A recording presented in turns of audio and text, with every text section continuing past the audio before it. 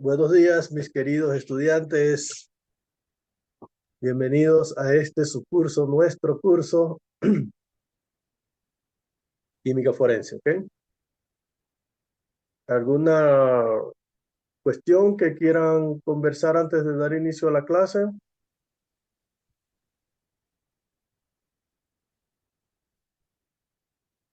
Bien, cualquier momento pueden interferir, hablar, bueno, no sería interrumpir, sería comentar, hablar, ¿vale? No hay problema. Hoy estamos hablando ya, semana 3 de 3 de la unidad 1, vamos a hablar vestigios de interés químico forense, aseguramiento de la calidad e inteligencia forense. Para esta semana toca aprendizaje autónomo 2. El objetivo sería desarrollar a los estudiantes las competencias necesarias para identificar, analizar y gestionar vestigios de interés químico forense aplicando procedimientos rigurosos de aseguramiento de la calidad en el laboratorio y utilizando herramientas de la inteligencia forense. Como conceptos previos necesitamos los conceptos básicos de química, los conceptos de principios básicos de química. Están los textos que estamos usando.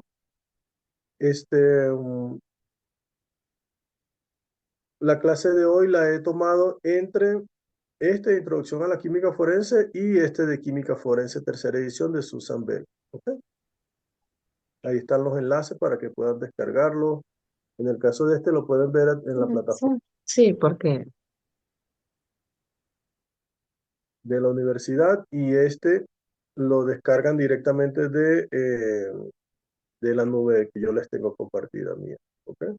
Pero bueno, les recomiendo que se lo descarguen todo. A registrar la asistencia. Bueno, como hemos hecho este pequeño cambio, me acuerdan en el horario correspondiente, Gaby, por favor, para registrar la asistencia. ¿Okay? ya le hice. Bien. Hablemos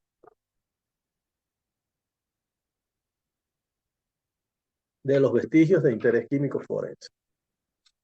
Los vestigios de interés químico forense, o también llamados vestigios químicos, pueden clasificarse según su naturaleza química, ¿ok? O también según el tipo de análisis que se vaya a realizar. También hay otras clasificaciones como según las circunstancias, según la forma como fue tomada la muestra, pero bueno, iremos avanzando poco a poco.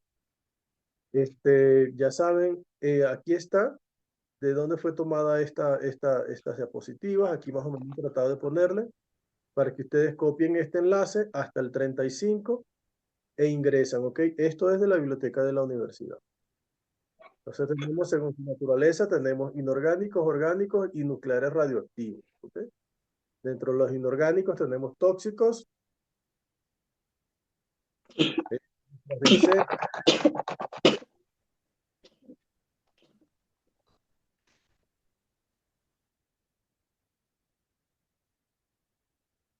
ok,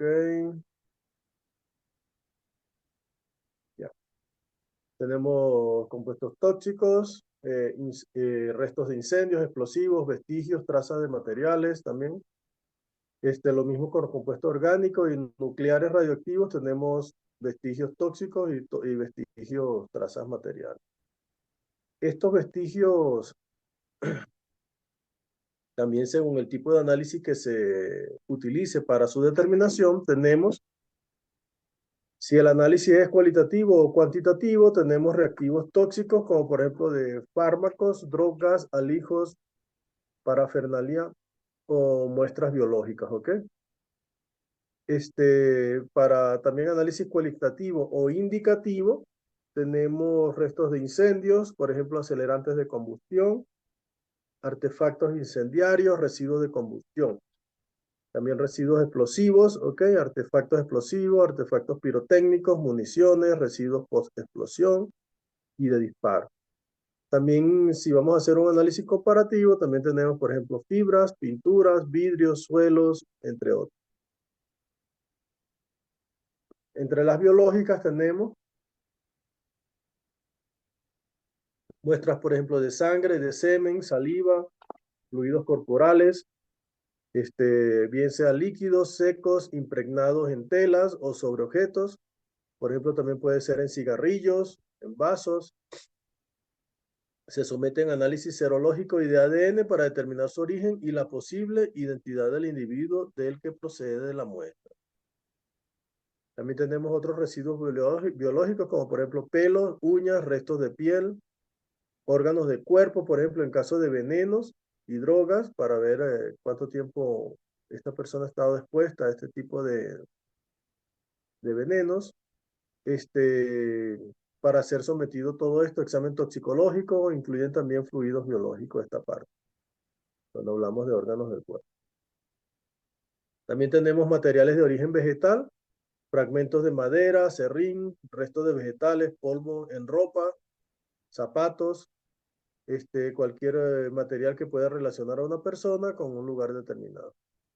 Ahora, estas son las muestras biológicas. Las muestras no biológicas, tenemos, por ejemplo, pinturas, restos de pintura, pueden ser líquidas o secas, que pueden ser transferidos de la superficie del objeto a otro cuando se somete a un delito, bien como fragmentos de pintura o como manchas, por ejemplo, en colisiones de vehículos, como un ejemplo que hicimos en clases anteriores.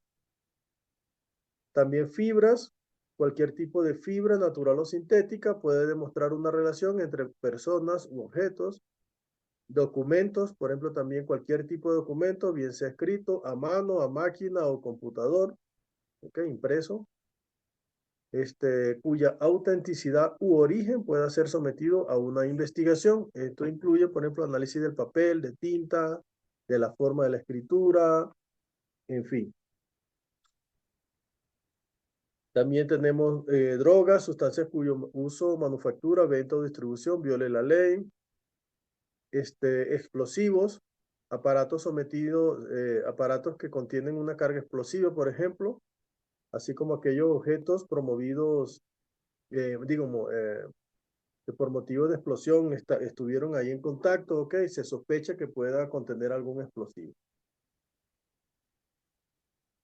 Armas de fuego y municiones también son muestras vestigios no biológicos. Ok, se puede tomar aquí cualquier arma de fuego, así como munición descargada o intacta, de las que se sospeche estén implicadas en un delito. También podemos tener otro tipo de muestras no biológicas, vidrio, fragmentos o partículas de vidrio que puedan haber sido transferidos a una persona o a un objeto en una zona de estudio, ¿ok? Incluye también cristales, pactos de disparos, plásticos, gomas, entre otros polímeros, restos de los mismos hallados en una escena. Restos de pólvora también son muestras no biológicas, cualquier objeto que pueda llevar restos del disparo de un arma de fuego. También tenemos suelos y minerales, restos de los mismos que pueden estar incrustados en otros objetos, ¿ok? Como el calzado, neumáticos, ropa, que haya estado en contacto con este tipo de suelos o minerales, ¿ok? Lo que puede relacionar ese objeto con una persona, vale decir, el dueño del calzado, el dueño del vehículo, ¿ok? Y un lugar determinado.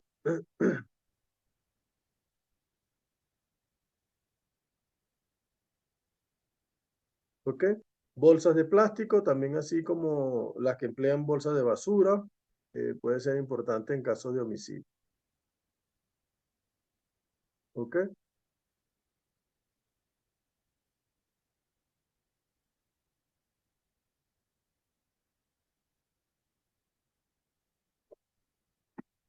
Esto aquí está tomado de este otro libro, vean. Aquí voy poniendo. Otros vestigios de interés químico forense tenemos, por ejemplo, huellas dactilares. Aquí se incluye tanto las latentes como las visibles. Las latentes son aquellas que no están visibles a la vista del ojo humano. ¿Ok? Tenemos que usar algún tipo de reactivos para poder visualizarla, utilizar un tipo de luz específica para, tal vez con el contraste, usando gafas de protección adecuada, podemos detectar. También tenemos impresiones como las huellas de los zapatos, huellas de neumáticos, mordeduras también, mordeduras en la piel, en alimentos, en objetos, marcas de herramientas, muescas que dejan las herramientas cuando son utilizadas. ¿Ok? Existen más tipos de vestigios, todos agrupados en estos tres tipos que le he dicho, biológicas, no biológicas y estas huellas y marcas. ¿Ok? Voy a abrir esta ventana. Ya ven.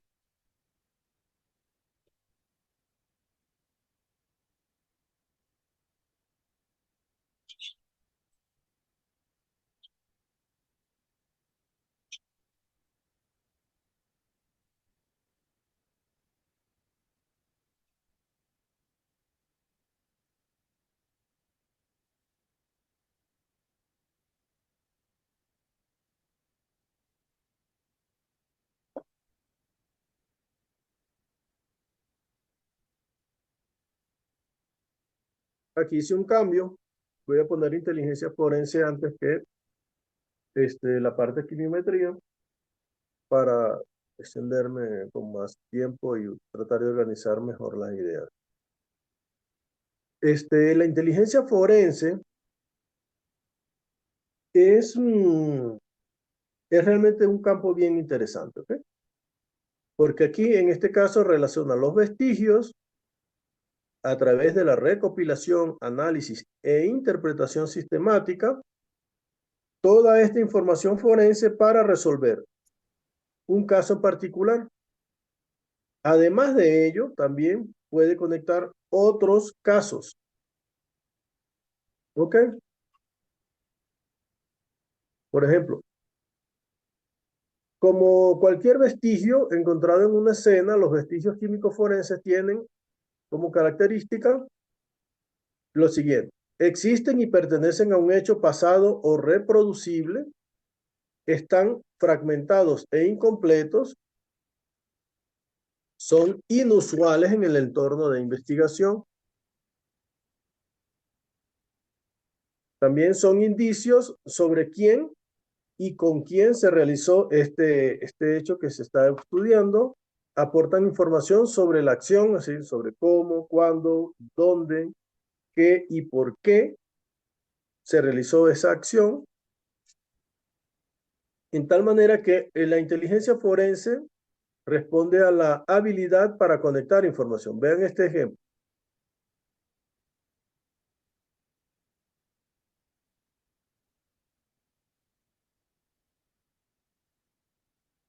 Mire todo esto. Este es un ejemplo tomado de la página 39 de este libro, ¿ok? Introducción a la química forense. Se realiza un robo con fractura en un vehículo empleando una masa de madera, ¿ok? Los fragmentos del vidrio del vehículo resultan coincidentes con los microfragmentos de vidrio encontrados en la masa de un sospechoso de droga cuando se inspecciona su laboratorio clandestino. Además, el perfil químico de las drogas del laboratorio no tienen diferencias, no difieren significativamente al lado de los residuos de drogas encontradas en billetes confiscados a una meretriz que ejerce en un barrio chino. Imagínense todos los hechos delictivos que han conseguido aquí. Tenemos el robo, ¿ok? Rompieron la ventana de un vidrio con una masa de madera. Estos fragmentos de vidrio corresponden a unos que encontraron en esa masa de madera del sospechoso de droga. Consiguieron el laboratorio clandestino y ahí estaba la masa. La droga que tenía el sospechoso coincide con los restos de droga encontrados en billetes confiscados a una meretriz en un barrio chino. ¿Qué me dicen ustedes?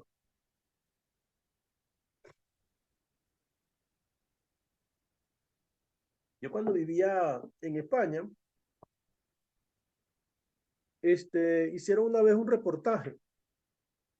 Se dieron la tarea de esto que dice aquí, evaluar los residuos de drogas en billetes, y ellos buscaron billetes de baja denominación allá en España de 5 euros, billete de 5 euros, el más pequeñito. Ahí buscaron droga. ¿Y qué creen ustedes? ¿Consiguieron sí o no? Sí, Sí sí, consiguen, sí consiguen. Y yo decía, pero madre mía, pero, o sea, pero ¿cómo? Entonces, claro, yo era una persona inocente en este mundo de Dios y no sabía nada de esto. y ahí en la noticia decía que agarraban el billete, lo enrollaban y lo utilizaban para aspirar estos polvos tóxicos.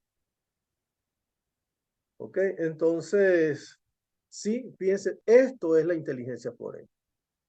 No es realizar una determinación y ya conseguiste droga en un billete, listo. No. Esa droga, el perfil químico, comparado con otro perfil químico de otra droga de un sospechoso, ya te está permitiendo relacionar a estas dos personas. La masa de madera con restos de vidrio permite conectar a este sospechoso con este robo. ¿Ok? Los fragmentos de vidrio en la masa con los fragmentos de vidrio que quedaron en el vehículo. ¿Vale? Entonces, todo esto que está acá es inteligencia forense. Por lo tanto, la información científica generada puede emplearse sola como prueba judicial, en este caso, o puede integrarse y almacenarse, analizarse para poder relacionar esa información con otras evidencias de otros casos. Entonces, esta forma de actuar tiene un impacto importante en las acciones de desbaratamiento, ¿ok? O desarticulación de grupos organizados, prevención, resolución de nuevos problemas, adopción de medidas operacionales, etc. Bien, de tal manera que este es un mundo interesante. Y como en este mundo ya estamos globalizados, es muy difícil que una información se quede almacenada en un solo sitio. Esa información muy probablemente pueda ser empleada en otros casos. Entonces, mediante la inteligencia forense, se solapan la justicia con la seguridad para contribuir al trabajo forense en la mejora de la administración de la seguridad y la justicia. Vemos aquí esta imagen, cómo a través de la inteligencia forense se toma información de una escena de crimen que puede ser empleada para prevención, es decir, oiga, en este sitio de este barrio chino, cuidado, que ahí están ejerciendo acciones fuera de la ley, ¿ok? Aquí ya comienza a solaparse, ¿ok? Porque puedes tomar para comprobar, ¿ok? Estas muestras que se han tomado aquí de vestigio se pueden utilizar para comprobar la identidad de alguien o de algo, ¿ok? A través de estas estrategias guiadas por la inteligencia, operaciones, tácticas. Y esto inmediatamente ingresa al proceso judicial para encontrar, probar, juzgar, ¿ok? Entonces aquí vemos cómo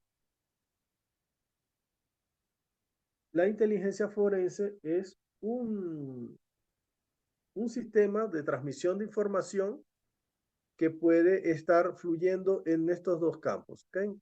Entre la seguridad y la justicia. Una persona que ha tenido un avance y ha estado demostrando su interés en la química forense, Susan Bell,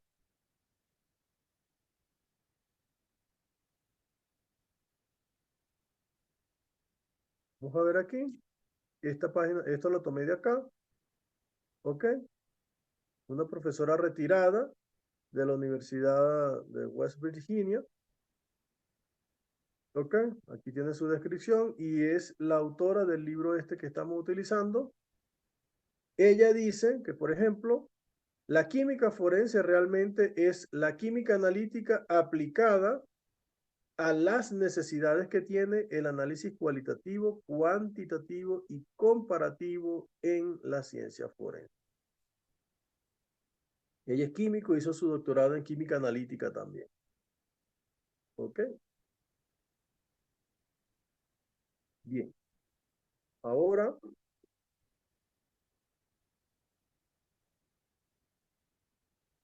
en este contexto, veamos esto, aseguramiento de la calidad en química forense. ¿Qué tiene que ver? Aquí, esto está relacionado con lo que es metrología y medición. ¿Ok? Y en la metrología justamente hablamos de si hacemos buenas medidas, tenemos buenos números. ¿Ok? Para ello tenemos que hablar de las cifras significativas, el redondeo y la incertidumbre. ¿Ok? Aquí tenemos una visión esquemática de cómo se maneja la evidencia en un laboratorio forense. ¿Ok? Enfocándonos en el pedigrí, o mejor dicho, la trazabilidad y la calidad de los datos que se generan en el análisis forense. Veamos aquí.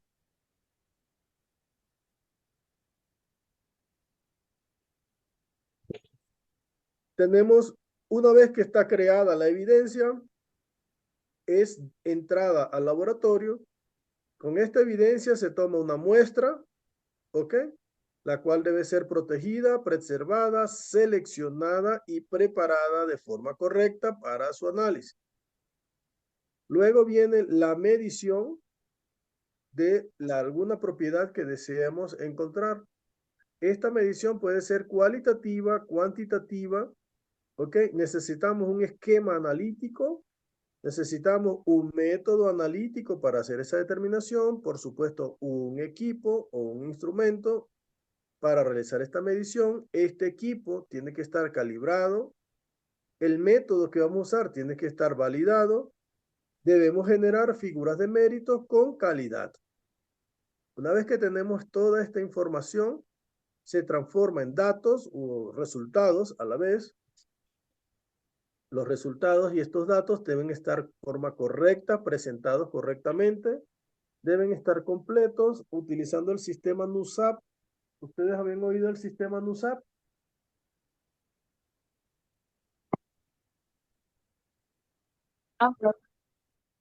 Bueno, ya lo vamos a estar estudiando ahorita.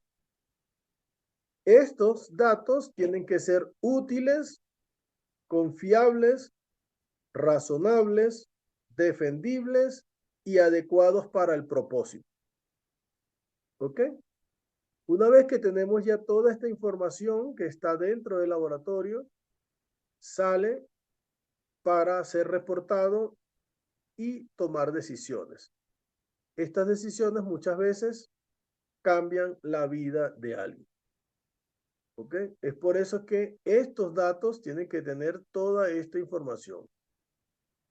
¿Ok?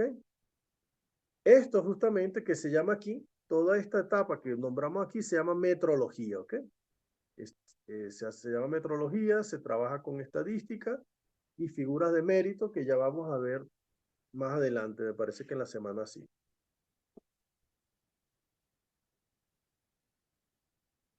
¿Qué les parece esta figura?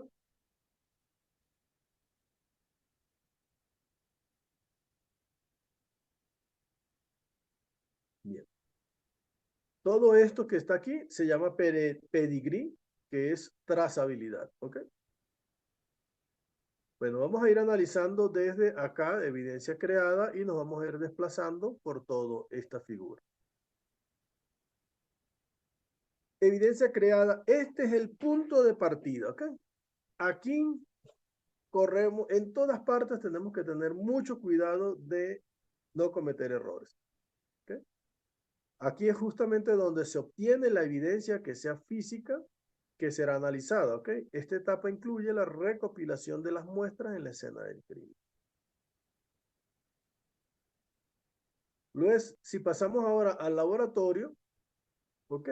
Dentro del laboratorio, la evidencia pasa por varias fases importantes.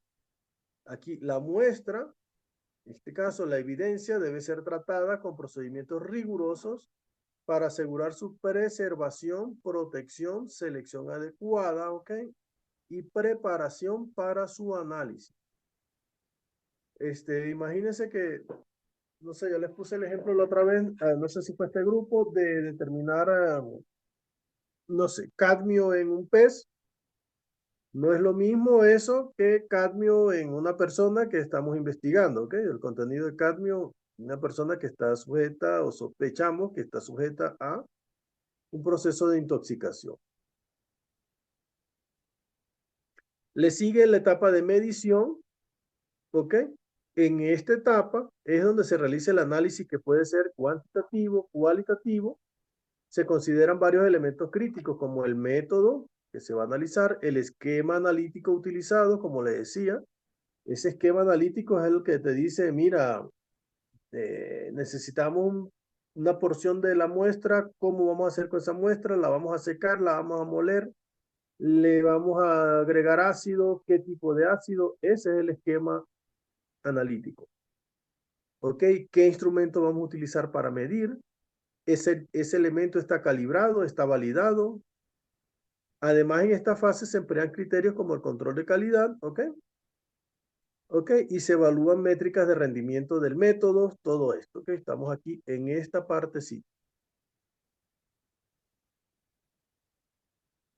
Aquí mismo en el laboratorio le siguen los resultados de los datos.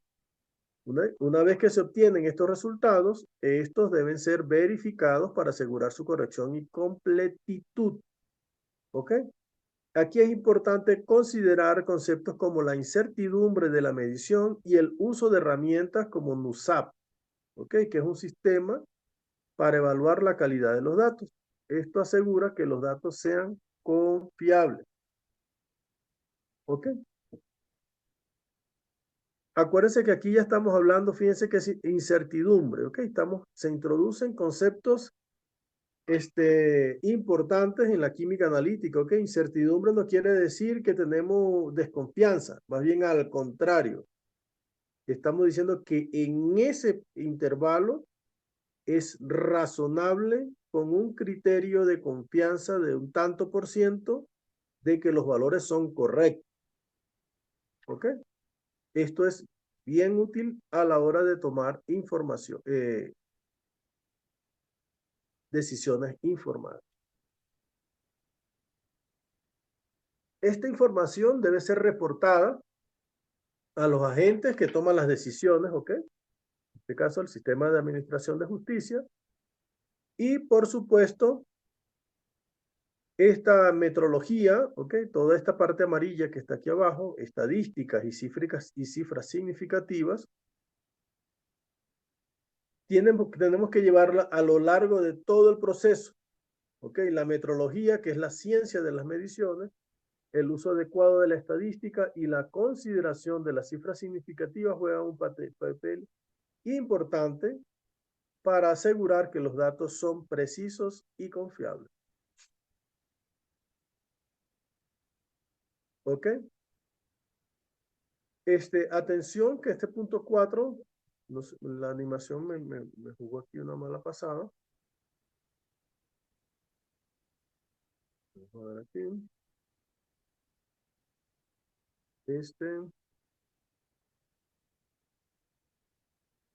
Animaciones.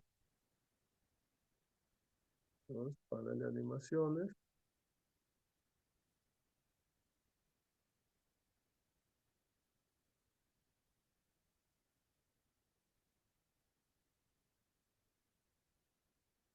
Ok. Ok. Importante porque esta parte que dice aquí, vidas cambiadas, es muy cierto, ¿ok? El resultado que se obtiene de todo este proceso va a formar parte de la toma de decisiones y puede causar cambio en la vida de otras personas. Puede ser una condena, una absolución de esa condena. Es importante tener en cuenta esto, ¿ok? En resumen, como dice aquí esta parte, buenas medidas y buenos números. Aquí se resume la importancia de la trazabilidad y la calidad en cada etapa del análisis forense. Un desvío en cualquiera de estos pasos puede comprometer la integridad del análisis, lo que podría llevar a conclusiones incorrectas.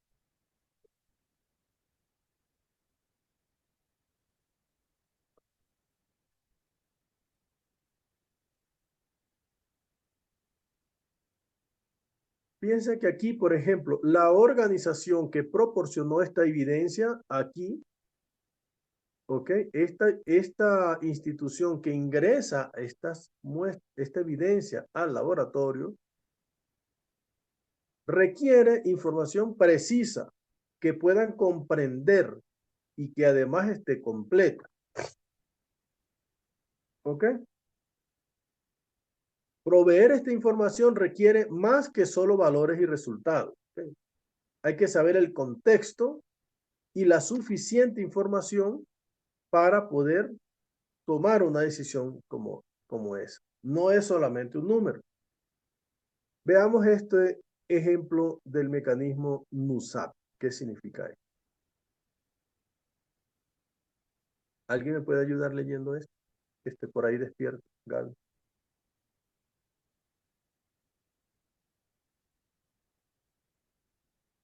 Bien, el ¿Cuál método... dijo? Ok, perdón. ¿Cuál dijo? Es que no se lo escucho bien. Está de abajo, Gaby. Ya. El método NUSAP es una herramienta utilizada en la evaluación de la incertidumbre en la ciencia y en la comunicación de información científica compleja. El acrónimo NUSAP significa numeral, unidad, spread, assessment, pedigree, y cada componente desempeña un papel en la descripción y evaluación de los datos. Muy bien, gracias. Entonces, fíjense que esta belleza de esta primera idea, vean lo hermoso, esto dice, el método NUSAP es una herramienta utilizada en la evaluación de la incertidumbre, en la ciencia y en la comunicación de información científica compleja. ¿No le parece que esto es hermoso? Entonces, ¿qué tiene que ver este acrónimo NUSAP? Okay. N, número, tenemos que dar un número. U, unidad, ¿ok? Tenemos que dar la unidad de ese número. ¿Cuánto dio el resultado? 8. Ajá, pero 8 ¿qué? 8 gramos, 8 kilos, 8 libras, 8. Tenemos que dar la unidad. La S, spread, que es la dispersión de la información, ¿ok? Vamos a ponerle como la variabilidad de esto. Assessment, tenemos que evaluar nosotros este resultado, ¿ok? Y el pedigree es la trazabilidad, que ya lo habíamos dicho arriba. Entonces, el método NUSAP, cada componente de esto desempeña un papel en la descripción y evaluación de los datos. A ver, el número, N, del NUSAP, es el valor numérico que representa la evidencia o el dato. Por ejemplo, la concentración de una sustancia en la muestra. Ya tenemos la concentración. Le sigue la unidad, es decir, esa magnitud, ese número, ¿cuáles son sus unidades? Miligramos por litro, moles por litro, partes por millón. ¿Ok? Tenemos que dar el número y la unidad. Spread, que sería la dispersión o el rango de incertidumbre del numeral. ¿Ok? Esto podría ser el intervalo de confianza o un margen de error de una muestra. ¿Ok? Entonces aquí se me han ido algunas palabras que no me gusta utilizar. Por ejemplo, rango no me gusta utilizar. Yo por rango pongo intervalo. Y error, bueno, todavía vamos a dejarlo aquí. Entonces yo lo voy a arreglar. Esta partecita voy a arreglar. Aquí el rango, voy a poner intervalo.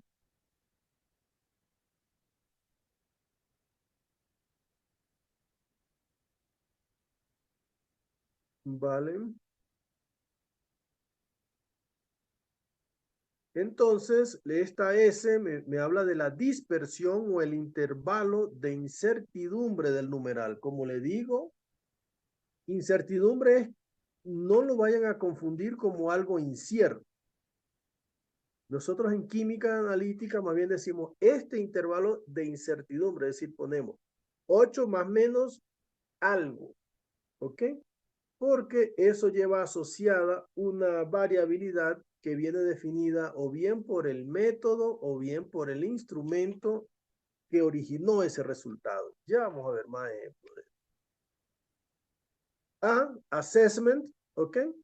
Que representa la evaluación cualitativa de la calidad o la confiabilidad del dato. Es decir, ¿qué ejemplo se les ocurre a ustedes para esto?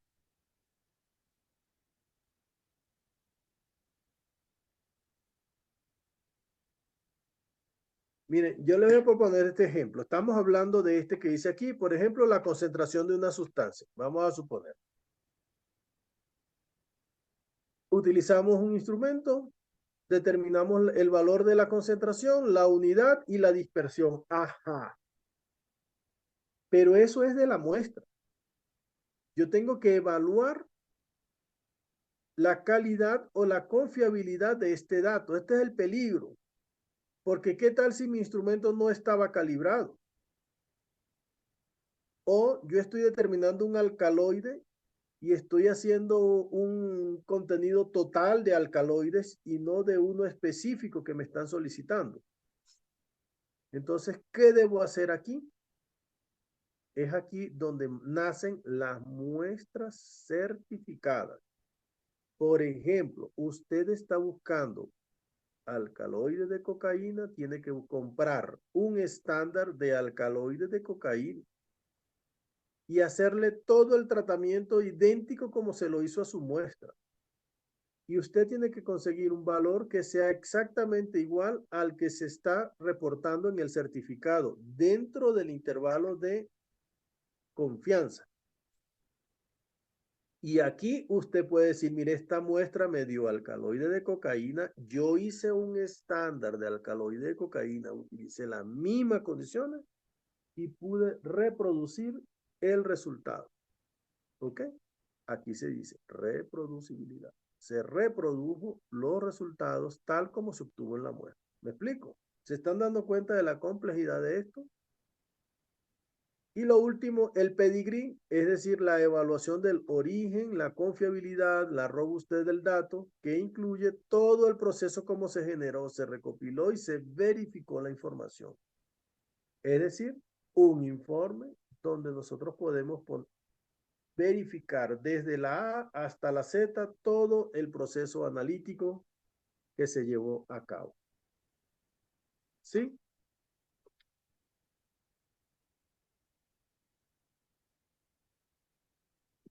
Veamos este número.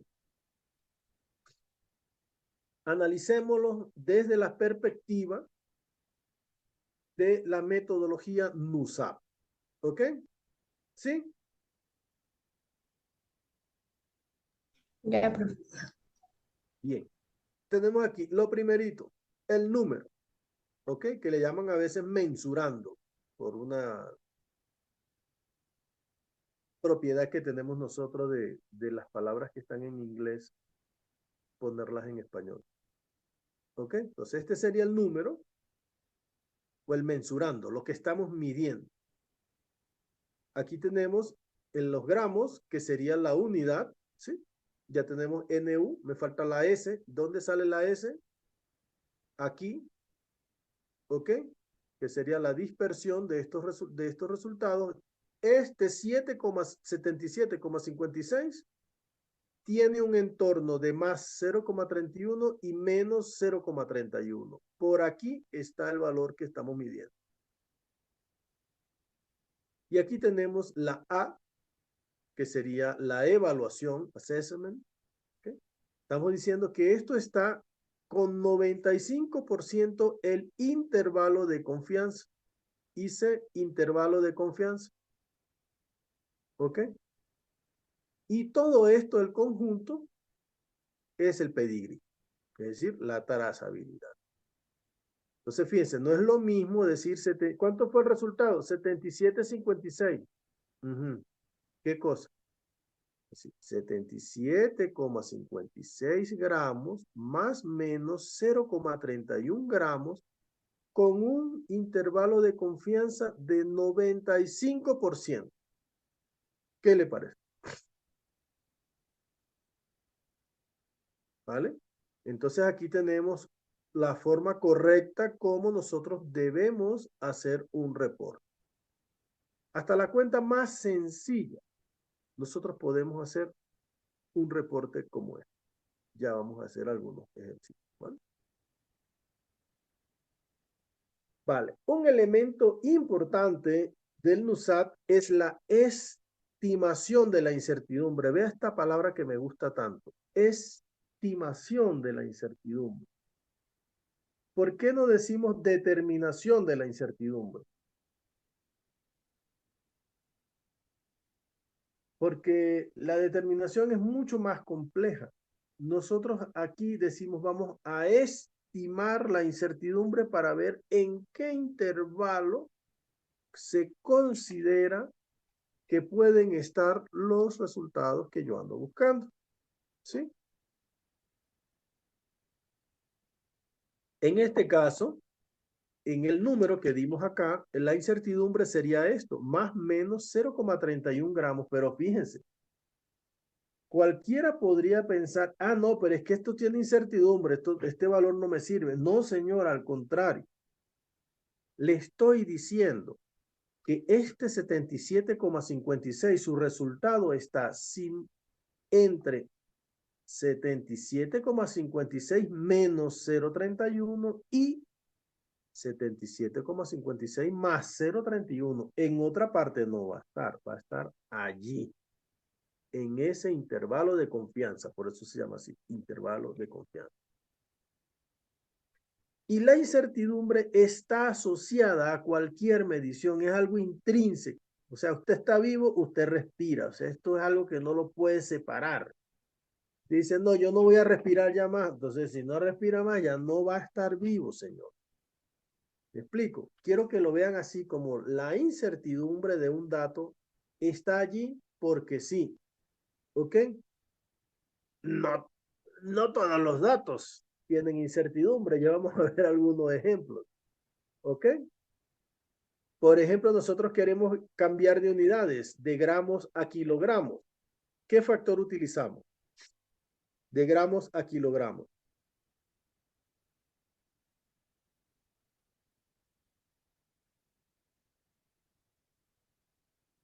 Sabemos que un kilogramo tiene 1000 gramos, o sea, no tiene 1000,5, ni 1000,05, ni 999,75.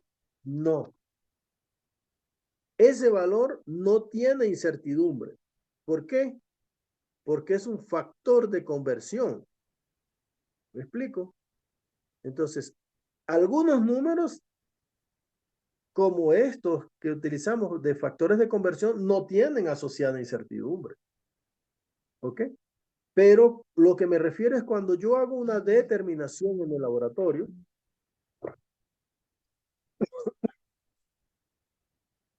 cuando yo hago una determinación en un laboratorio y quiero medir el diámetro de este frasco, quiero medir, entonces yo le voy a preguntar, ajá, ¿qué quiere? ¿El diámetro interno o el diámetro externo? ¿Ven? Ya estamos haciendo diferencia. ¿Con qué precisión la quiere? Entonces, bueno, yo tengo que ver el instrumento que voy a usar para esta determinación, ¿ok? Yo lo puedo utilizar aquí con mi pulgada, digo, 1, 2, bien, esto tiene un poquito más de 2 pulgadas, pero es un valor bastante burdo. Pero lo que sí quiero que se lleven esa idea es que cada valor que obtenemos en el laboratorio lleva asociada una incertidumbre. Ya, eso no se les puede olvidar. ¿Ok? Debido a que este diferencial tiene una evaluación y un pedigrí asociado, declarar la incertidumbre imparte mayor credibilidad y confianza en un resultado, no menos. O sea, esto resalta e imparte una confiabilidad en ese resultado. Estoy diciendo, este valor está entre 77,56 menos 0,31 y 77,56 más 0,31. Por otra parte, no. En ese intervalo estoy dando la confiabilidad y además estoy diciendo, ese intervalo de confianza fue determinado con un 95%. ¿Ok? De tal manera que la incertidumbre está relacionada para garantizar la confiabilidad de los datos, unos de nuestros principales objetivos. ¿Ok? O sea, la incertidumbre es garantizar la confiabilidad. No lo vean como que, esto tiene incertidumbre, esto no me sirve. No, no, al contrario. Este valor tiene declarado una incertidumbre, fue evaluado con un 95% de confianza y tengo la trazabilidad de cómo fueron realizados estos cálculos. ¿Ok? ¿Alguna preguntita por aquí? No, profe. Exacto. Ok. Entonces, bajo este concepto que hemos estado hablando, fíjense, incertidumbre no es error. Ok, incertidumbre no es error. Son conceptos diferentes.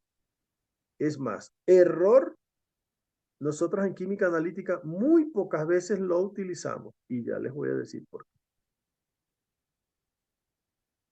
La incertidumbre se define como la extensión, o sea, del número que yo digo, la extensión de ese número que determiné o la dispersión esperada que está asociada con ese resultado que medí. ¿Sí? Ese 77,56 que fue el valor que yo medí, la extensión para yo garantizar que en ese intervalo está mi resultado. Hay muchas maneras de caracterizar este intervalo, ¿ok? Pero bueno, ya vamos a ir viendo. De tal manera que la incertidumbre no implica duda o falta de confianza de ese resultado medido. Todo lo contrario. Informar una incertidumbre confiable y definible aumenta la validez, confiabilidad y utilidad de los datos. Esta es la palabra importante, utilidad de los datos. Los voy a utilizar para algo, ¿ok? Me va a ser útil. Usted me dice 77,56, yo no sé ni siquiera qué es eso. Eso puede ser hasta la temperatura del agua, no sabemos qué es eso. Tenemos que saber un contexto y necesitamos saber la incertidumbre, el valor con su incertidumbre asociada y su evaluación.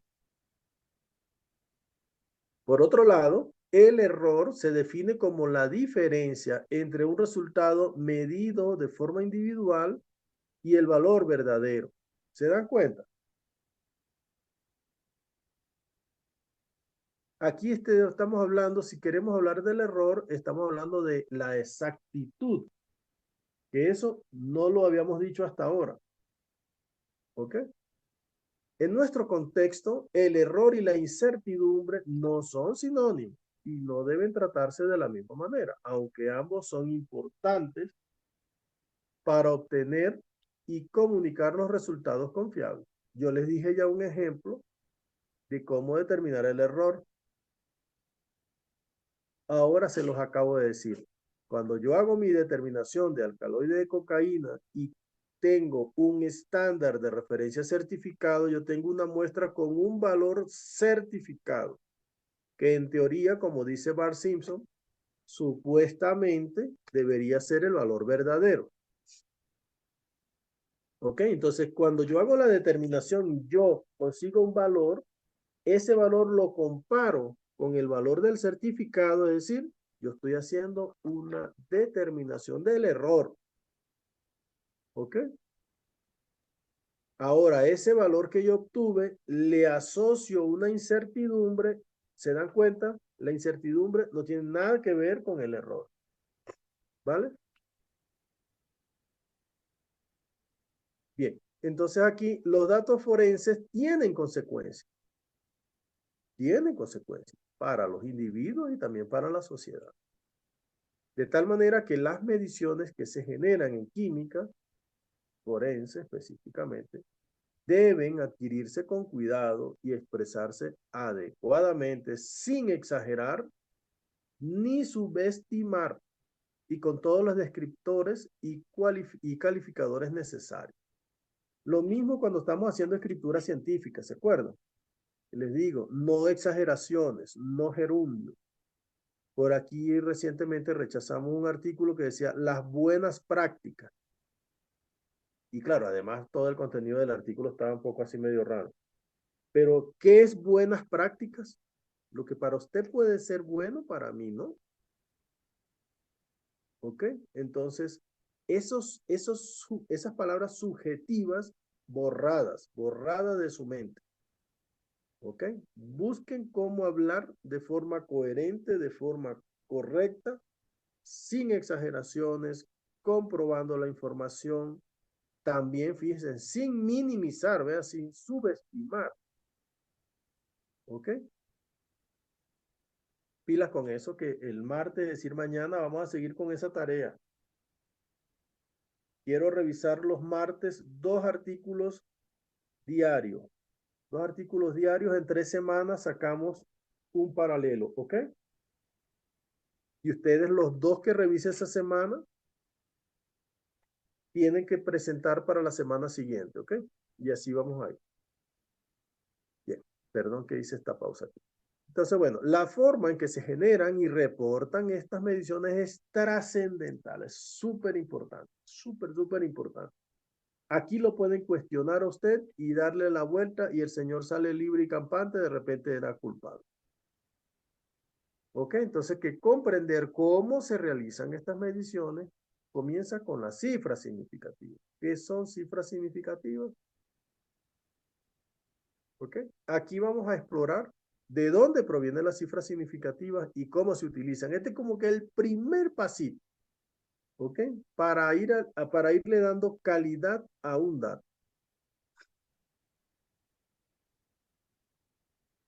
Las cifras significativas surgen de los instrumentos que utilizamos para medir esas cantidades que estamos midiendo. ¿Ok? Muchos instrumentos y dispositivos pueden contribuir a cómo determinamos estas cifras significativas, pero al final los dispositivos de medición y nuestra lectura de ellos dictan las cifras significativas. Entonces, ¿por qué es tan importante este concepto? Justamente porque esta información que nosotros vamos a transmitir tiene consecuencias.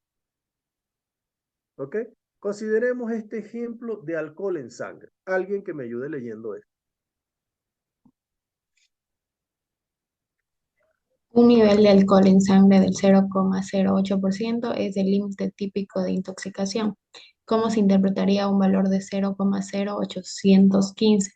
¿Qué pasa con el 0,07999? 0,0751. ¿Deben redondearse o truncarse estos valores? Si se redondean, ¿a cuántos dígitos? Bien, Scarlett, ¿qué dices tú? Dame tu opinión. Estos valores, ¿cómo debo interpretarlos? Esta persona que estamos hablando de una muestra de sangre, se le hizo a un individuo sospechoso de que tiene un elevado contenido de alcohol en sangre. La norma te dice 0,08%, más de ahí ya es un delito, el señor va preso, le quitan puntos, es decir, una catástrofe. Entonces, estos valores, ¿qué me dicen ustedes? Que deben ser considerados tal cual como están. Ajá, ahí ya usted me está haciendo una aclaración, que ese es un golazo. Usted me dice, ajá, yo los tengo que tomar así como están. Usted me está diciendo, en otras palabras, profesor, deme el contexto. Y esa es la respuesta correcta. Deme el contexto. ¿Con qué instrumento midieron esto? ¿Cómo obtuvieron este valor? ¿Se dan cuenta de lo importante de esto? Que no, o sea, este es un ejemplo sencillo y ya nos da miedo tomar una decisión sin el contexto, sin la información que complemente esto. ¿Cierto, Scarlett? Sí, correcto. Exactamente, no podemos así airadamente decir, este va preso, este no. Señor, ajá, ¿usted cómo midió esto? ¿Con qué instrumento midió esto? O sea, a priori no podemos tomar una decisión. Entonces, si nosotros reportamos este valor y este valor llegase a un tribunal, a un ente administrador de justicia, va a decir exactamente lo que dice Scarlett. No podemos tomar una decisión Tenemos que pedir más información. ¿Me explico? De tal manera que la instrumentación y los dispositivos que se utilicen para obtener estos datos nos indican, nos señalan cómo redondear estos numeritos. En este ejemplo hipotético, pero revelador, un redondeo incorrecto podría significar la diferencia entre no presentar cargos, perder el permiso de conducir o permitir que una persona peligrosa siga conduciendo. Ok, de repente dejamos libre a esta persona, agarra el vehículo, se va, pasa por una zona escolar, ocurre un accidente, tremendo problema. ¿Se dan cuenta? Bien, de tal manera que aquí las cifras significativas se vuelven tangibles. Prácticamente las podemos tocar y oler. Ok, en la química. Okay. Son reales y además son importantes. El número de dígitos significativos, que son las cifras significativas, te me van a preguntar, pero es que estamos hablando ya que hace 5 minutos de las cifras significativas y no sé qué son las cifras significativas. Les voy a decir, la cifra significativa es el número de dígitos significativos, ¿ok? Se define como el número de dígitos que son ciertos más uno. ¿Qué me quiere decir este último párrafo? Este último recuadro.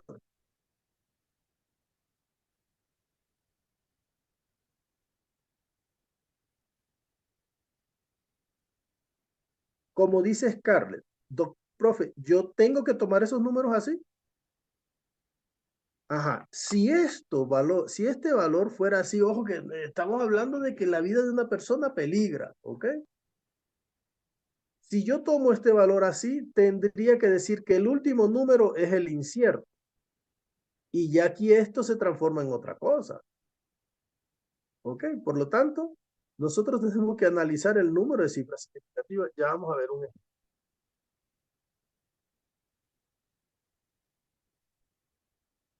Esta es una balanza, aquí abajo. Aquí tenemos otra balanza, aquí arriba, ¿sí?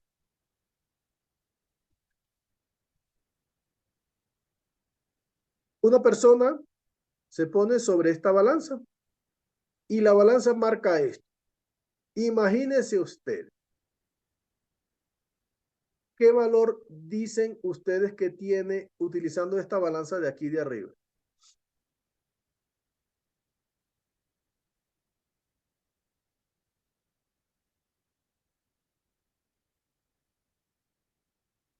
Complicado, ¿cierto? Y aquí con esta de abajo,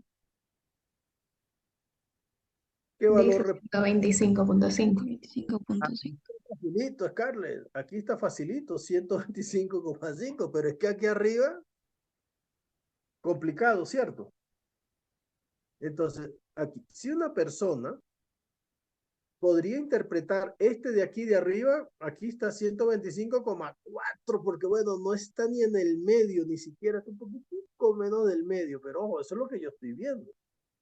Pero perfectamente podría decir otra persona 25,5.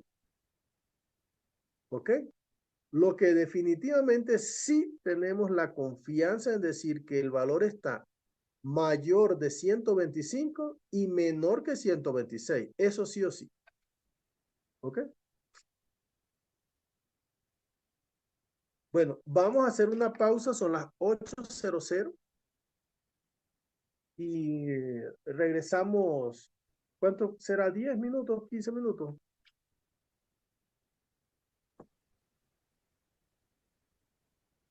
Vale, 10 minutos. Volvemos a las 8:10. ¿Ok? Ya, Licen. Mientras, ya regresamos.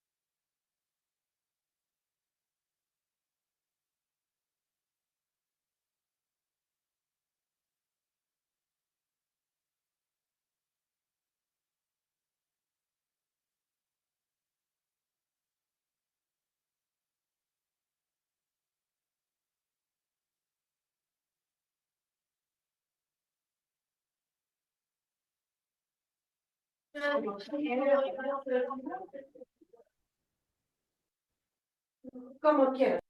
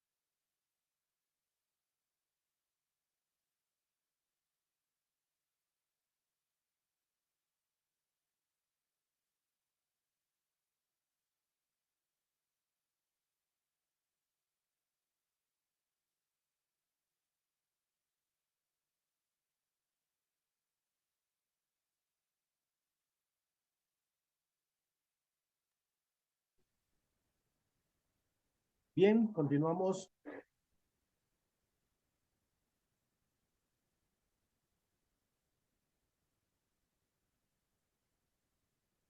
Ok, continuamos acá. Antes de continuar, alguna conversación, algo que quiero resaltar?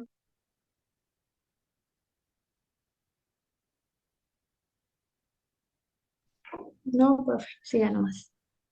Bien, veamos este cálculo inocente, ¿vale? Esta suma. ¿Quién me dice cuánto es el resultado? 0,207, 3,36, 1,0002. Sumamos esto y ¿cuánto nos da?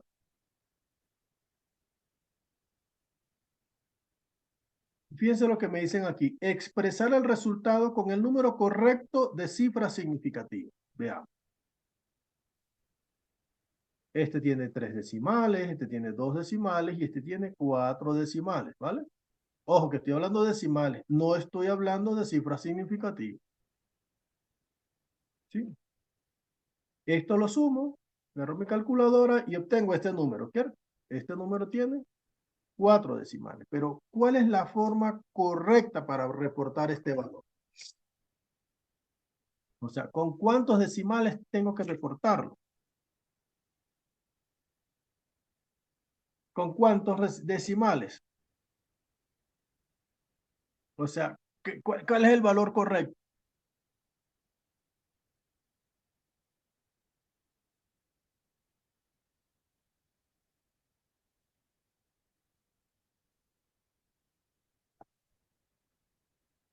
Ok, el valor correcto es 4,36 con 3 cifras significativas, 2 decimales. Fíjense aquí. Cuento las cifras significativas de cada uno. Este tiene 3 cifras significativas. Este tiene 1, 2, 3 cifras significativas. Este tiene 1, 2, 3, 4, 5 cifras significativas. Mi resultado no puede ser más preciso que el menos preciso de los datos. Esa es la clave. Ok, entonces lo tengo que reportar con 3 cifras significativas. Este tiene 1, 2, 3. Este tiene 1, 2 y 3 cifras significativas y este tiene 5. 3, 3, 5. ¿Cuál es menor? 3. Entonces lo tengo que reportar con 3 cifras significativas. Aquí está. 4,36. ¿Lo vieron? ¿Lo vieron? ¿O no lo vieron? Sí, profe, ¿y si fuera 2? Aquí lo tendría que reportar con 4,4. Aquí yo sí tendría que redondear, este 3 tendría que redondearlo a 4 porque el número que lo antecede es mayor que 5. Hay reglas también para el redondeo que ya la veremos más adelante. ¿Sí lo pillaron? Le dicen, disculpe, ¿puede explicar esa parte otra vez? Ajá, eso quería escuchar. Muy bien. Veamos. Ay, aquí tengo una. ¿Cómo está? Tengo una cuestión respecto a la.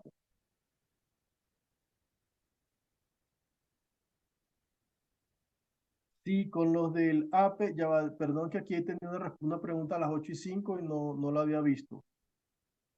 Tengo el teléfono y el computador y a veces no veo el chat, ¿ok? Aquí me dicen que el APE no se les refleja.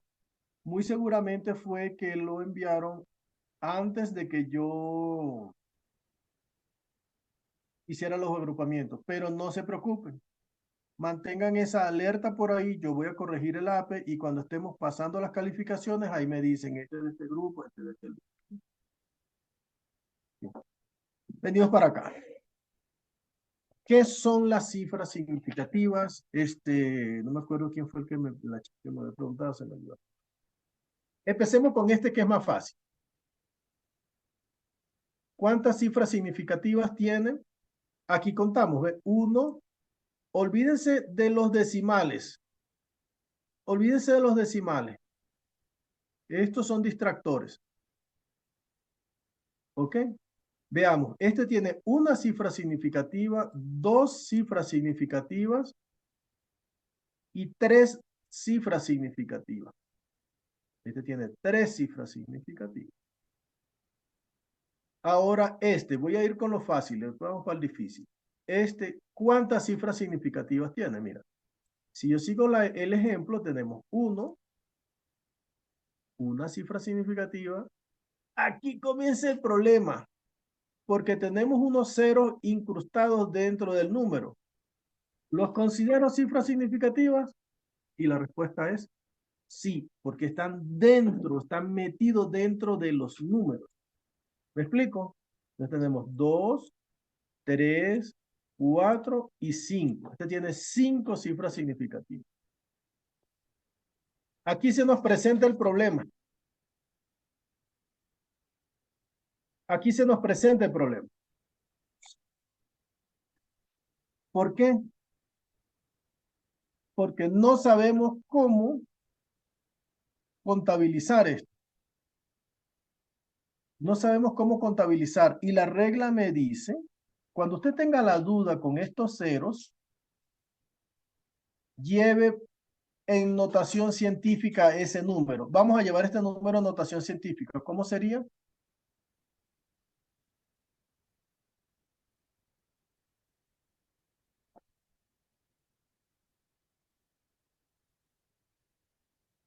¿Cómo sería este número en notación científica, chicos?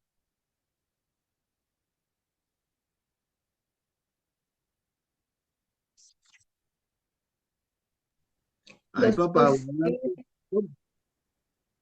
207 por 10 a la menos 1. ¿O no? No, caliente, caliente. 2, si lo llevas a la menos 1 es porque dividiste entre 10. Entonces sería 2,07 ajá, ¿por cuánto? por 10. A la menos 1. Ujú. ¿Sí? Entonces la regla me dice, cuando usted tenga duda con esos ceros, lleve ese valor a notación científica.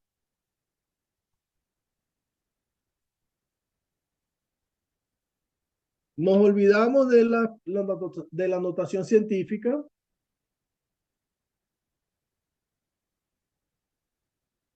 Nos olvidamos de esto y solo nos concentramos aquí. Y vuelvo a preguntar. ¿Cuántas cifras significativas tiene? Igual nos quedó un número parecido a este, ¿cierto? ¿Cuántos Tiene números? 3. 1, 2 y 3. Perfecto. Fíjense que cómo pudimos resolver esto. Este número expresado así era un distractor, ¿cierto? Nos resultaba un distractor. ¿Sí? ¿Cómo lo resolvimos? Llevando a notación científica. Entonces este también tiene 3 cifras significativas.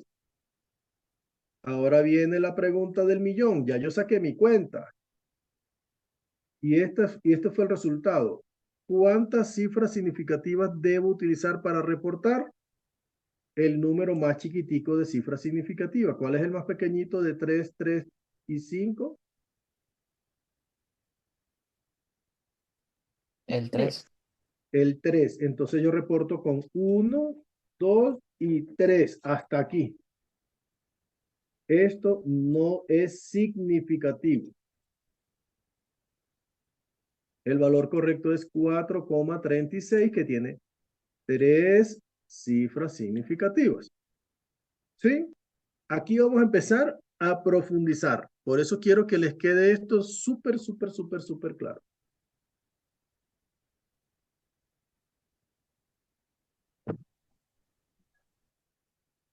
¿Sí?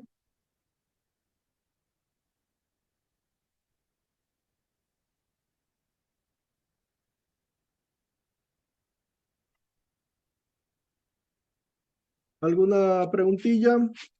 Sí, ahora sí está súper claro.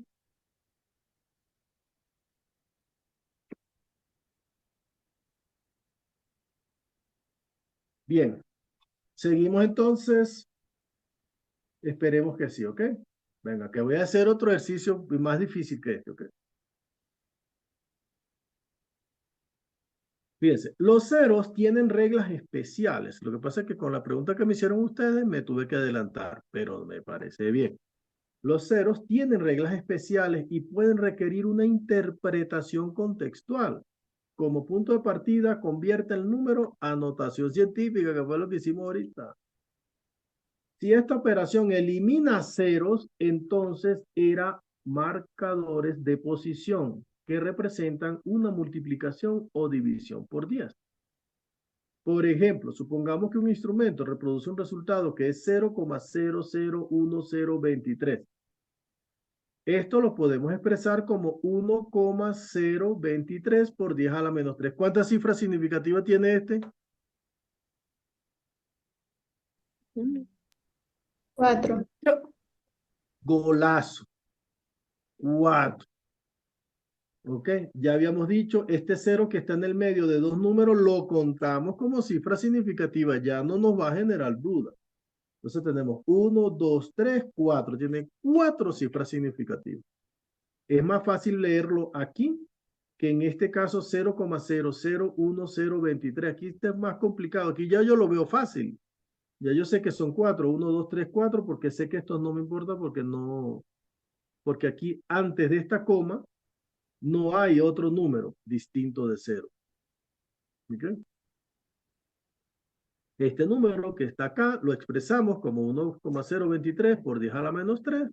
Tiene 4 cifras significativas. Quiere decir que los ceros que estaban al principio no son significativos. Pero el cero que está incrustado aquí, este sí lo es. ¿Se dan cuenta? Pilas. ¿Preguntas?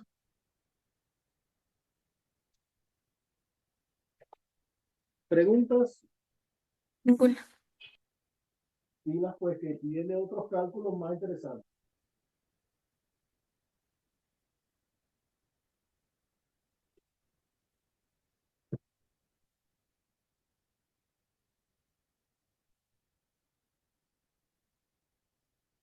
A ver. Ahora, los ceros finales también resultan problemáticos. Pueden resultar problemáticos. Idealmente, si se supone que un cero es significativo, se enumera y viceversa también. Es decir, si se omitió un cero, entonces es que no era significativo. Por ejemplo, este número, 1,2300, significa que la balanza muestra dos ceros a la derecha. Estamos tomando esto, son gramos.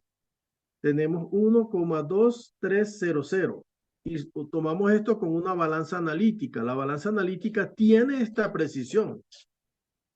¿Ok? De tal manera que este valor para un peso sería incorrecto que nosotros pongamos 1,23. No es correcto. Este número tiene 5 cifras significativas. ¿Ok? Tiene 1, 2, 3, 4, 5. Como nos dice Scarlett, el contexto. Ajá, ¿y cómo así tengo que tomar esos números? Explíqueme. Eso que nos dijo Scarlett significa el contexto. Entonces tenemos que saber el contexto. Este valor lo obtuvimos de una balanza analítica en un laboratorio, con lo cual estos ceros son significativos.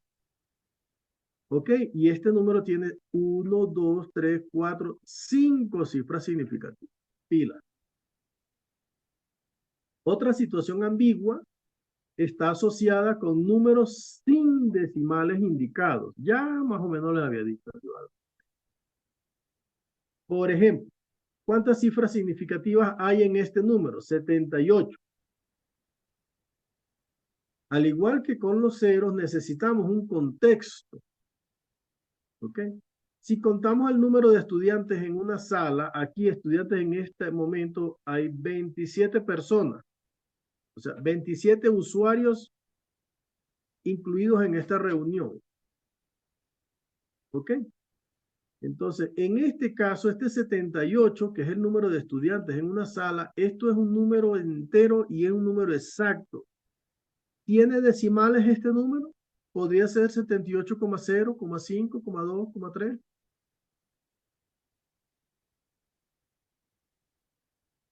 ¿Mm? No, ¿Valdría la pena reportarlo como 78,0000? No, No, porque estamos hablando de número de personas, son 78, ni una más ni una menos, ni media persona más, ni 78 personas con dos brazos, no, no, no, 78 exacto, ¿ok? Entonces este número, si no se considera, no, aquí pasó, esto es dos cifras, se me quedó de la pasada.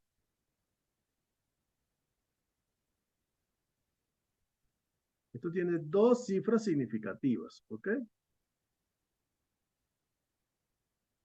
Este número en sí no se considera un factor en la determinación de cifras significativas, ¿ok? Entonces aquí nosotros podríamos decir ya dos cifras significativas. Lo mismo ocurre con valores como las conversiones métricas, como le estaba diciendo al principio de la clase. Cada kilogramo se compone con 1000 gramos. 1000. No es 1000,2 redondeado hacia abajo, 999, no, es 1000 exacto. Y es más, muchas veces le ponen un puntico al final. Los estadounidenses le suelen poner un puntito rojo al final, pero es que a nosotros eso nos confunde, ¿ok? Pero bueno, es así clavado, sin un decimal más. Veamos este ejemplo. Y yo creo que ya se despertaron, ¿ok?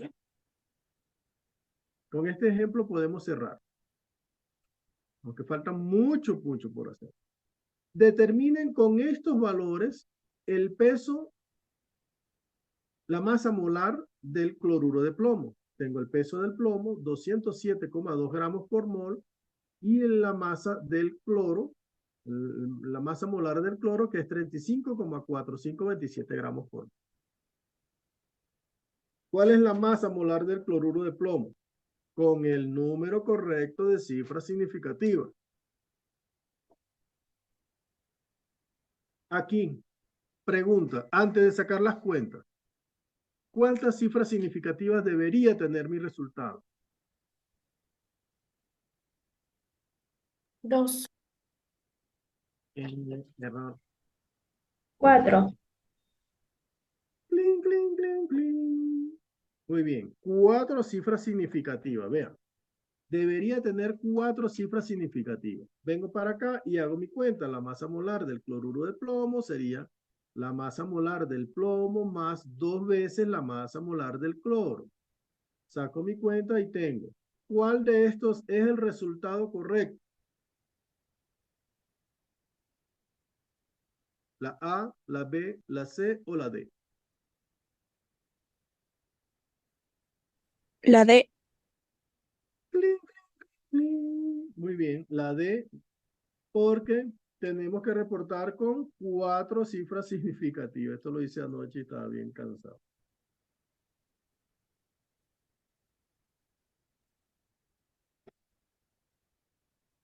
Muy bien. La D con 4 cifras significativas. ¿Por qué? Porque no podemos ser más precisos que el número menos preciso del cual proviene. Eso no se les puede olvidar. ¿Ok? Entonces, el número del que proviene, este tiene 4 cifras significativas, este tiene 1, 2, 3, 4, 5, 6. 6 cifras significativas. No podemos reportar con 6.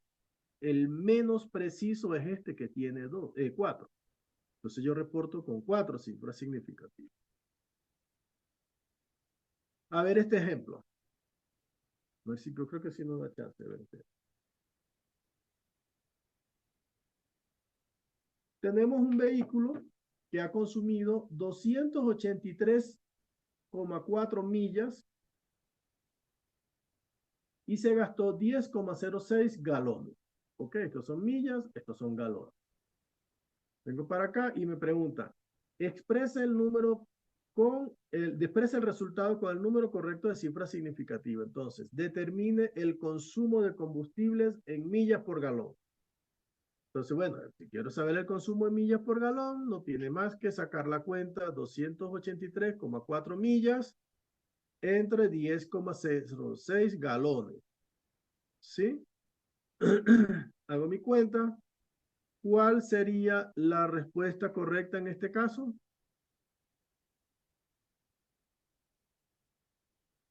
La B. La B. La B, Lady. ¿Por qué? Porque es el número menor de cifras significativas. ¿Cuánto es? 4. Es correcto, Lady. La respuesta correcta es la B. Tenemos que reportar con 4 cifras significativas porque el número proviene de 1, 2, 3, 4 cifras significativas. 1, 2, 3, 4 cifras significativas. ¿Ves? Estos ceros que están aquí en el medio de dos números diferentes de cero son cifras significativas, son significativas. Entonces, sacamos esta cuenta, me da 28,1710. ¿Con cuánto reporto? Como dice Lady, con 4, porque la respuesta proviene de números que tienen 4 cifras significativas. No la puedo reportar ni con 5, ni con 8, ni con 1, ni con 0. Con 4. ¿Ok? Muy bien. Hasta aquí todo bien. Bueno, esto de tarea, ¿ok? ¿Cuál sería el consumo de combustible, pero esta vez expresado en kilómetros por litro? ¿Ok? Entonces, el redondeo incorrecto no es un gran problema en este caso que estamos expresando valores en millas por galón o kilogramos por litro, ¿no? Pero sí sería espectacularmente importante en una decisión de redondeo, por ejemplo, cuando estamos determinando el alcohol en sangre. Esto, tener mucho cuidado de que una vez que nosotros ya aprendemos a reportar los valores con el número de cifras significativas correctas, aquí nada más tenemos el número y la unidad. De NUSAP nos quedamos en NU, ¿cierto? Falta SAP. Entonces, el último dígito significativo obtenido de un instrumento o de un cálculo tiene una incertidumbre asociada. Entonces, este redondeo conduce a un valor nominal, pero no permite la expresión de la incertidumbre inherente. Entonces, si nosotros informamos el valor de millas por galones y lo evaluamos en el marco, en el entorno del NUSAP, tenemos el número, que sería 28,17, redondeado correctamente y con el número de cifras significativas correcto, y las unidades serían millas por galón. Aquí nos quedamos en el NU. Nos falta el SAP. ¿Sí? Y creo que sí nos da chance de hablar de la S, por lo menos. ¿Cómo haríamos para para estimar el diferencial, esa S que nos hace falta? Aquí requiere más información sobre las incertidumbres de cada factor o de cada dispositivo o de cada instrumento que utilizamos en la medición. Así, para estos dispositivos de medición como la balanza analítica, las pipetas automáticas, los matraces, ese valor se muestra ya en el dispositivo. Ahí dice más o menos tanto, o a veces la dan en porcentaje. Lo suministra el fabricante o se determina empíricamente. También podemos determinarlo empíricamente en el laboratorio. ¿Ok? Entonces, como estos valores son conocidos, también es posible estimar la incertidumbre en cualquier cálculo combinado, como lo hicimos aquí, que es un cálculo combinado, una división. La única advertencia es que las unidades deben coincidir. Fíjense que aquí estamos hablando por un lado de millas, por el otro lado de galones, y en otro lado estamos hablando de millas por galón. Entonces, las unidades deben coincidir en todo ese sistema, tiene que ser un sistema homogéneo en dimensión. Vamos a ver, nosotros nos quedamos aquí, 28,17, ajá, pero más o menos ¿cuánto? Me quedo ahí con esa duda. Y ya lo podemos determinar.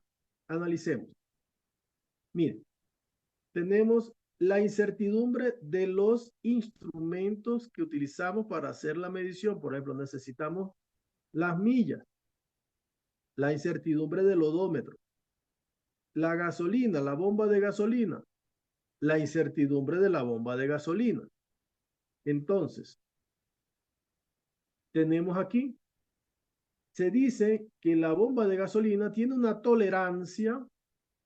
Aquí estamos hablando de la incertidumbre, pero dicho de otra manera, tiene una tolerancia de más o menos 0,02 galones. Y el odómetro me dice que tiene una tolerancia de más o menos 0,2 millas. ¿Ok? Quiere decir que este 283,4 puede ser que sea 0,2 millas menos, 0,2 millas más. Entonces, la incertidumbre relativa se determina con esa tolerancia dividida entre el valor medido. ¿Ok? Entonces sería 0,02 entre 10,06, perdón, y 0,2 entre 283,4. ¿Ok? Entonces, esto me da una incertidumbre relativa. Aquí tenemos 0,001988, bla, bla, bla, bla, bla, bla, bla, más para acá, por 10 a la menos 3. En el caso del odómetro me da una incertidumbre relativa de 0,123, 0,000706. Más o menos de 10 a la menos 4, la incertidumbre del odómetro, y 10 a la menos 3, la incertidumbre de la bomba. ¿Quién cree ustedes que va a aportar más a la incertidumbre?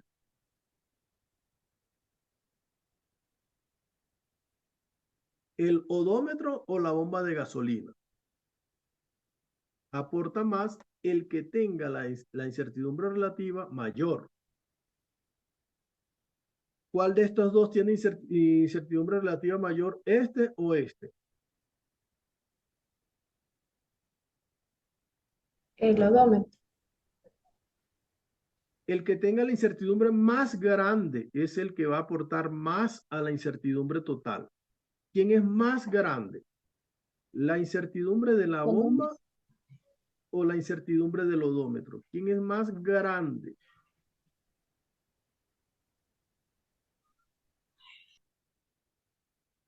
El de la bomba de gasolina. El de la bomba, señor. 10 a la menos 3 es más grande que 10 a la menos 4. Exacto. Entonces, la bomba de gasolina es la que está aportando más a esta incertidumbre. Cuando yo voy a poner este más menos, esta cosa que estará aquí estará más influenciada por un error en la bomba de gasolina que por un error en el consumo marcado por el odómetro. ¿Me explico?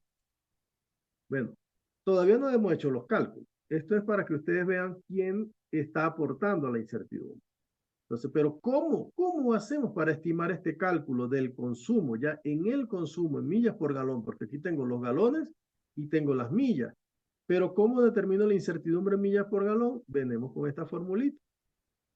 Para ello, estimar esta variación, que sería nuestro caso, la incertidumbre, en cada valor debe convertirse a una incertidumbre relativa, como la hicimos aquí, dividiendo la tolerancia de los galones entre el volumen de los galones, la tolerancia de las millas entre las millas. ¿Ok? De tal manera que, ¿qué unidades va a tener la incertidumbre relativa?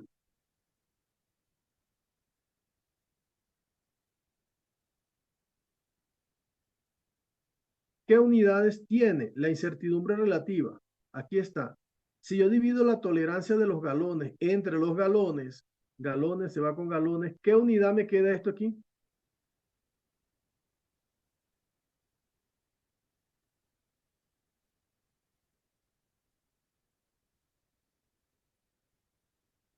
¿Qué dice aquí en rojito?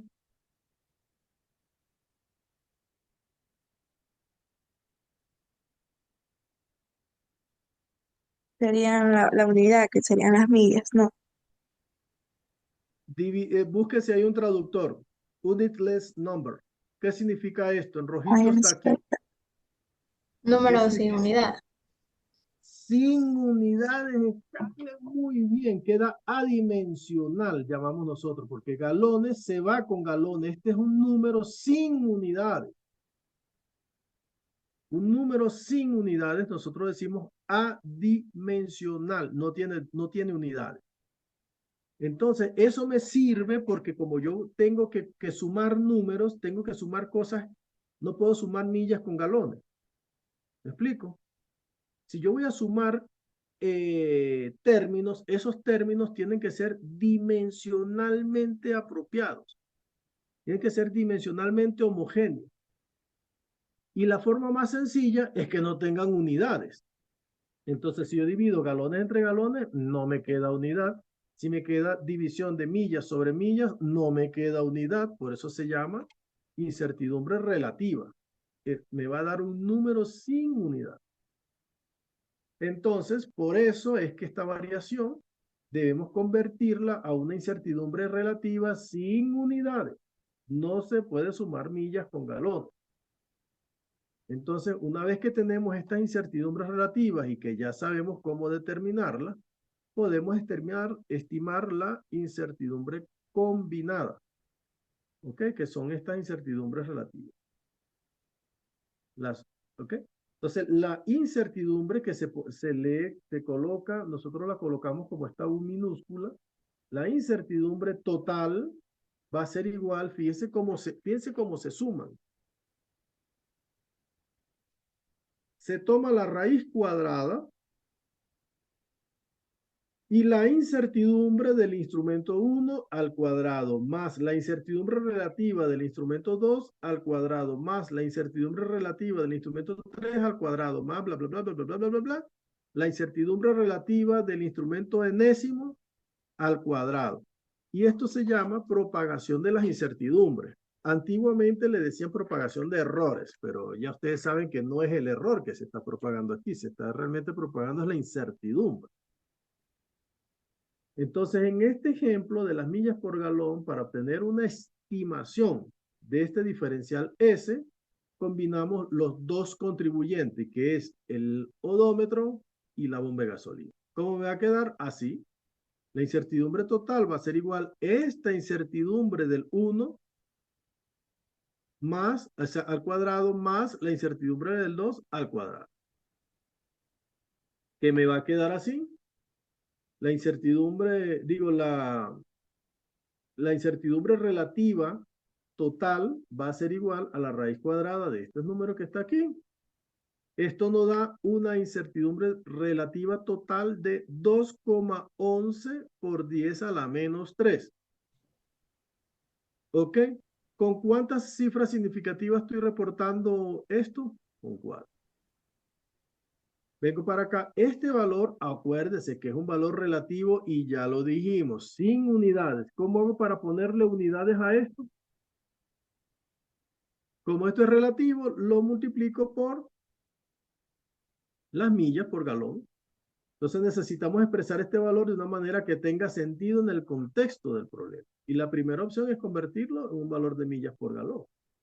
Entonces la incertidumbre relativa expresada en millas por galón va a ser igual a la incertidumbre de millas por galón por millas por galón. Tengo este número lo tengo, que ya lo determiné, es este, y este ya lo tengo del cálculo que hice anteriormente, y este es el que no tengo, que me hace falta para ponerle en el más menos no sé qué, ¿se acuerdan?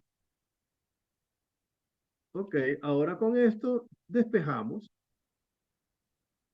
Me va a quedar que la incertidumbre expresada en millas por galón va a ser igual a la incertidumbre relativa de millas por galón por el consumo expresado en millas por galón. Entonces, despejo la incertidumbre expresada en millas por galón sería 2,110 por 10 a la menos 3, ves que no tiene unidades, por 28,17 millas por galón.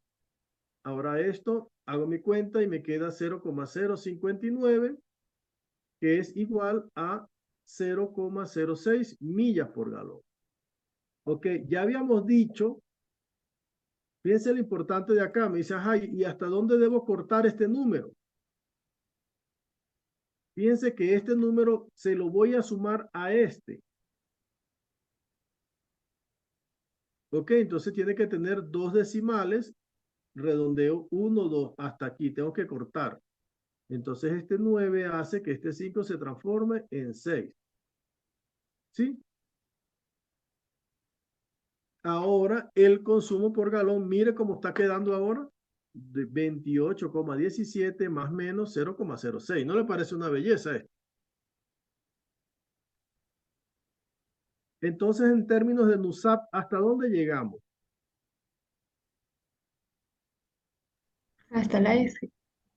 Hasta la S. Muy bien, Scarlett, ya tenemos el número, ya tenemos la unidad y tenemos la dispersión. ¿Ok? Entonces, esto ya tenemos el número, tenemos redondeado correctamente las unidades y el diferencial. ¿Ok? El diferencial. El término de la evaluación y el pedigrí lo vamos a hacer más adelante, me parece como que se van así. ¿Alguna pregunta?